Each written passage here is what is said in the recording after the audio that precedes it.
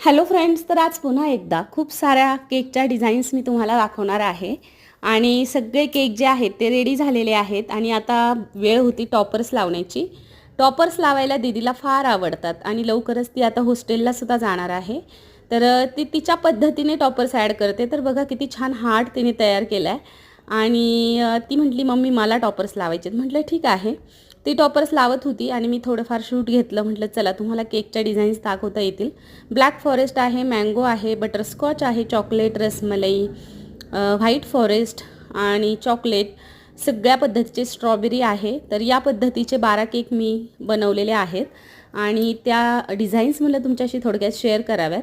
तर ती तिच्या पद्धतीने टॉपर्स, चॉकलेट टॉपर्स अरेंज करत होती.